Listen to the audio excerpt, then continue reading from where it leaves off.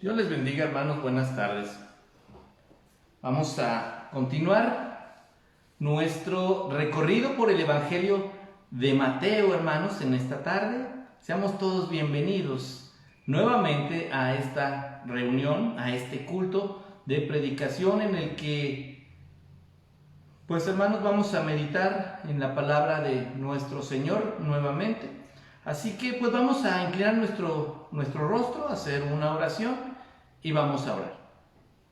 Amado Padre, queremos darte gracias porque nos permites estar nuevamente en este lugar, porque Señor, conocemos y comprendemos quién eres tú y también la importancia que tiene tu palabra para nosotros. Así que te pedimos que hables a nuestros corazones en esta tarde nuevamente. Sabemos que cada que abrimos tu palabra, Señor, para meditar, para escuchar tu voz, te diriges directamente a nuestros corazones. Así que, confiando en que tendremos una tarde, una reunión bendecida, Señor, te damos las gracias y ponemos esta petición en tus manos. Háblanos, Padre, en el nombre de Cristo Jesús. Amén. Vamos a continuar, mis hermanos. Evangelio de Mateo, capítulo 27.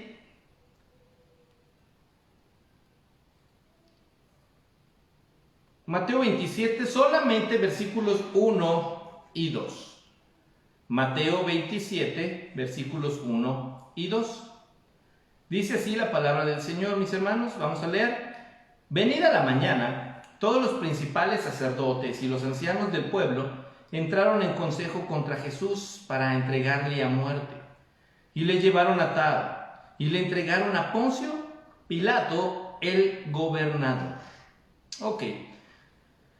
Hermanos, recordemos cómo está la situación hasta este punto, a estas alturas. El Señor Jesús, después de ser traicionado, hermanos, y entregado en manos de sus enemigos, se enfrenta también, hermanos, a la negación del apóstol Pedro en esta situación.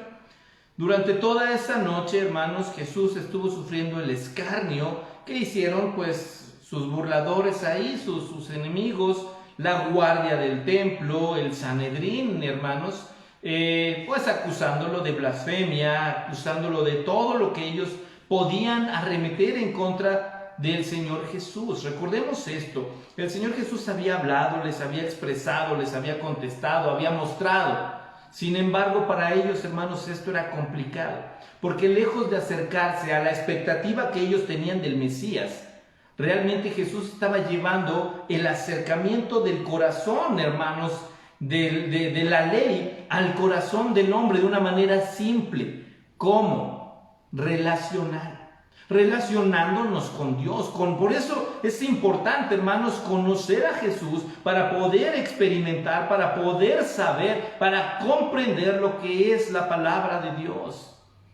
Si no tenemos el discernimiento del Espíritu Santo, la presencia de Jesús en nuestro corazón, hermanos, será muy difícil que usted y yo tengamos una actitud prudente, aunque digamos que somos buenas personas. Recordemos esto, hermanos, necesitamos a Dios para todo. ¿Qué es lo que tenemos aquí durante toda esa noche? Por lo menos el versículo 1 nos dice algo. Venida la mañana, todos los principales sacerdotes y los ancianos del pueblo entraron en consejo contra Jesús. Si de por sí toda la noche estuvieron ellos, hermanos, teniendo pues sus consejos ellos entre ellos mismos para poder tener una estrategia de cómo deshacerse de Jesús.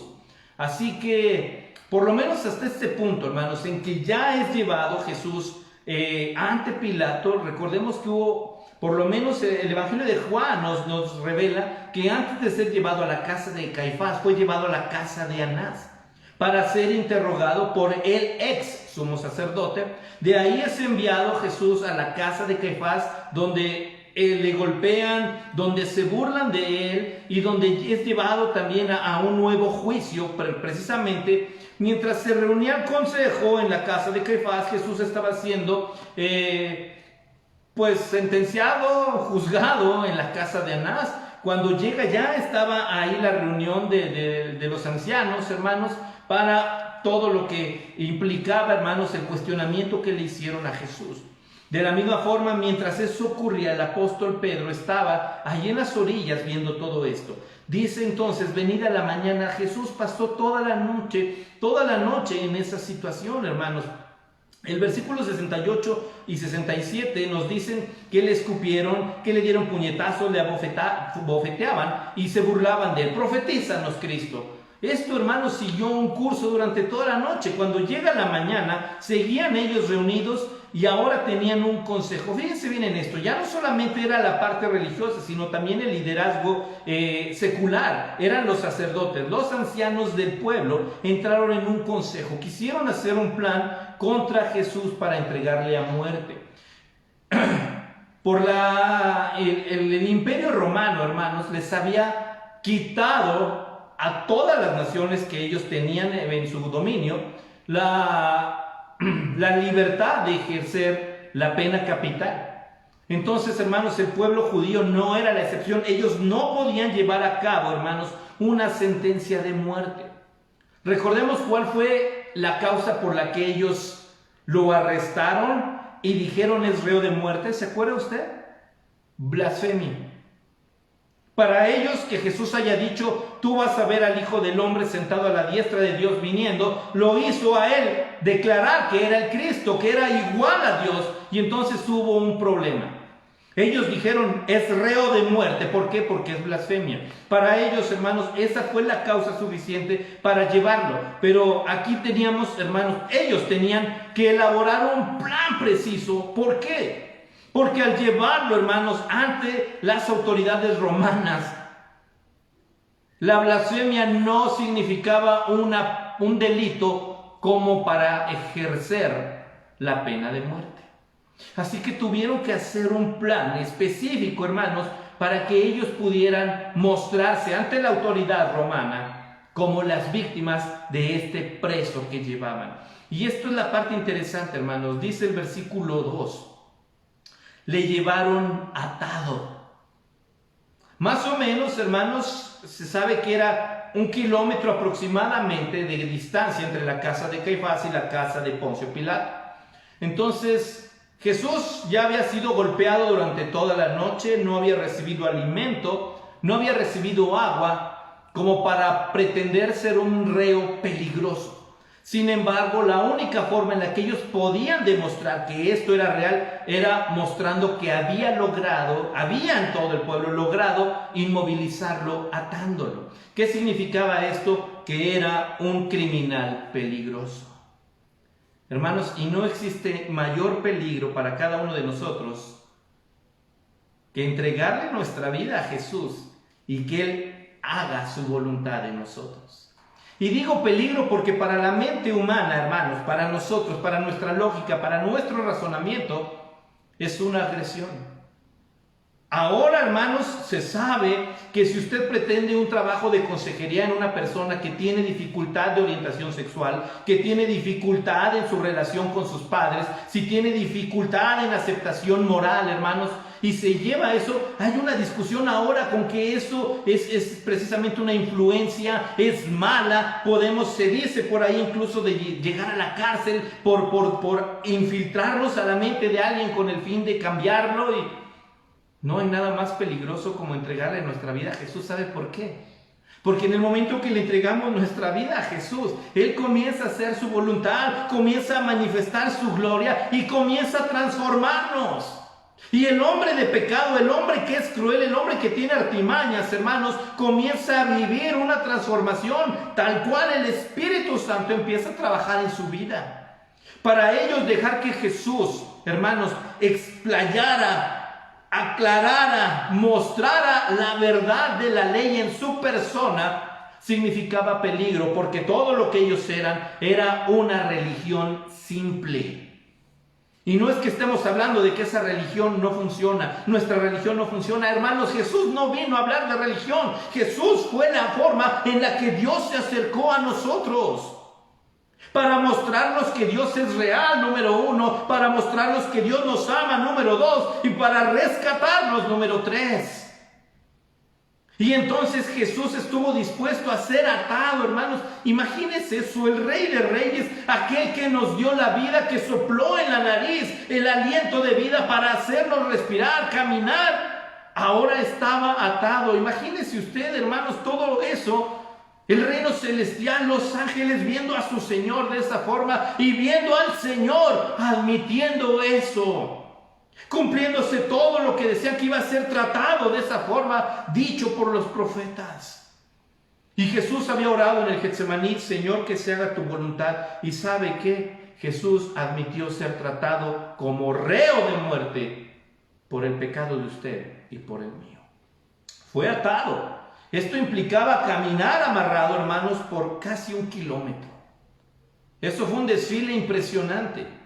No fue como ahora, hermanos, que lo hubieran subido a la camioneta, ¿verdad?, de la policía y lo llevan por ahí. Tenía que ir caminando.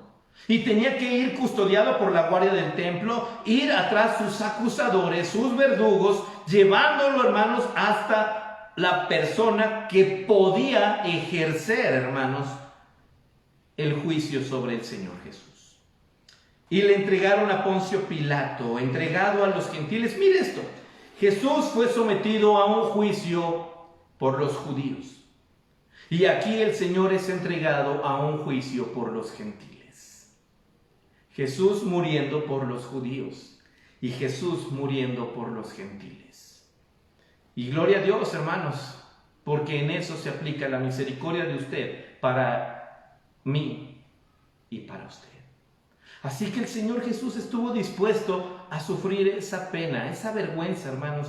No sé cuántos de nosotros hemos reflexionado acerca, hermanos, de este simple recorrido en el que Jesús fue llevado como un criminal, fue custodiado, hermanos, como un delincuente, fue amarrado como si tuviera la gente que cuidarse de él, cuando Él es el que está cuidando de todo el universo. Pero cuando nosotros, hermanos, ponemos nuestro corazón por delante, ponemos nuestra razón por delante, antes que al Señor Jesús, antes que a su palabra, terminamos teniendo a Jesús como un enemigo. Terminamos viendo a Jesús como alguien que está contendiendo contra nosotros. Y hermanos, no existe mayor mentira, porque usted y yo jamás vamos a poder ir en contra del Señor.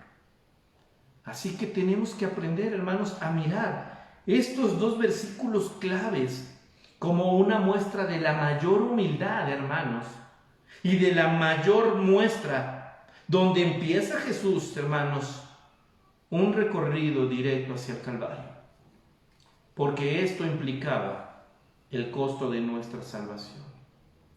El pecado va a ser cruel con nosotros, hermanos. El pecado se va a burlar de nosotros. El pecado va a humillarnos a nosotros. Esclavos somos del pecado. Y Jesús de esta forma Él está diciendo: estoy dispuesto a sufrir esto con tal de que tú creas en mí.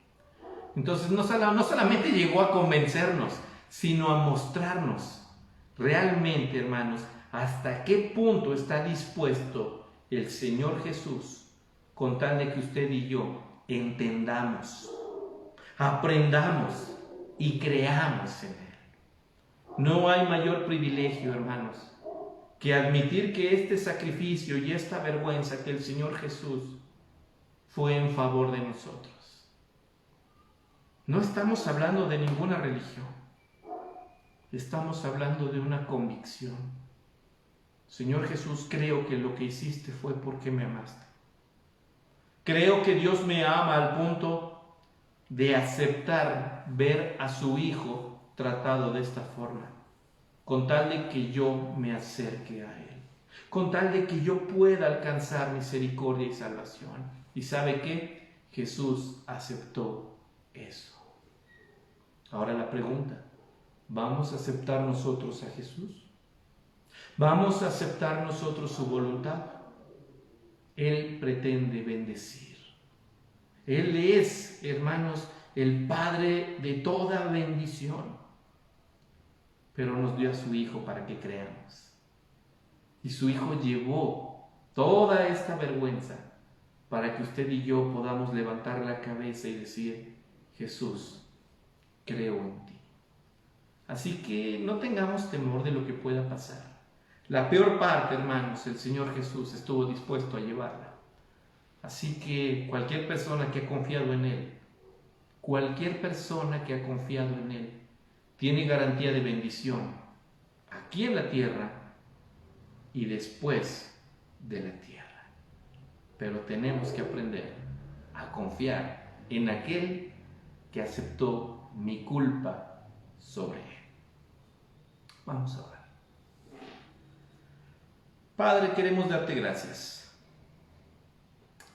por tu infinita bondad, por tu infinita misericordia, porque nos permites, Señor, ver en tu palabra una muestra increíble. Porque tú, teniendo el poder, Señor, en tu sola palabra, estuviste dispuesto a que te trataran de esa forma, con tal, Señor, de redimir a aquel que confía en ti. Señor, en tu misericordia, en tu bondad, Padre Santo, estaba escrito en tu pensamiento nuestro nombre, para que pudiéramos proceder al arrepentimiento y comenzar a creer en ti y aceptar tu voluntad. Sin embargo, Señor, tristemente muchos hoy han mirado en tu palabra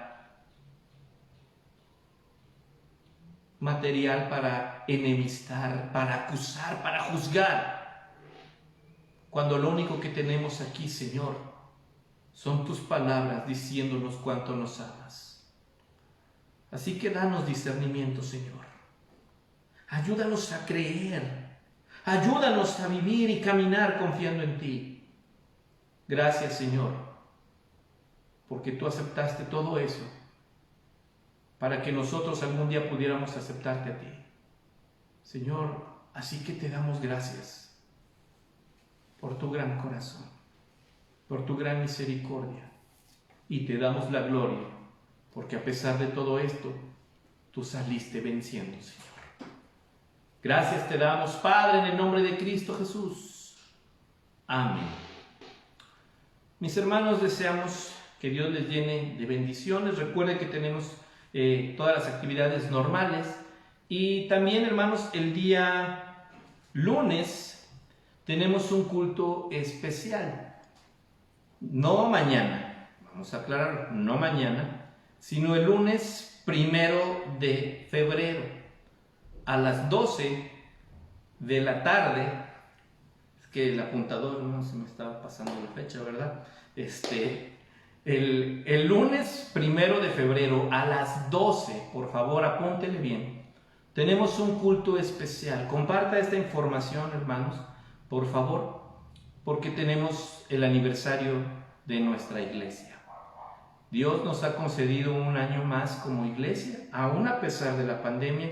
Y pues recordemos, hermanos, que la acción de gracias, el culto, es para aquel que nos dio libertad, que nos dio la iglesia.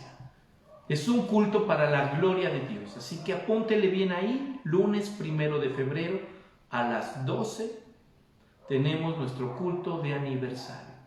De ahí, hermanos, tenemos nuestras actividades normales que usted ya conoce, solo esta actividad extra. Así que por favor invite a la gente a que se conecte a nuestra página, a este mismo plataforma sin ningún problema aquí en Facebook, hermanos, solo a las 12 del lunes 1 de febrero. Está usted invitado a unirse con nosotros, hermanos. La Iglesia Cristiana Bautista Oreb tenemos motivos para agradecer a Dios y es un aniversario más. Así que apúntele, agéndele bien, hermanos, y primeramente Dios ese día, de una forma extraordinaria, especial, tendremos un culto para agradecer a Dios sus misericordias. Así que, hermanos, que Dios le dé una semana llena de bendiciones. Recuerde que les amamos mucho y oramos por cada uno. Reciban un abrazo fraternal, caluroso, de todo corazón, hermanos. Cuídese mucho y no se le olvide que Jesús les ama. Que Dios le bendiga.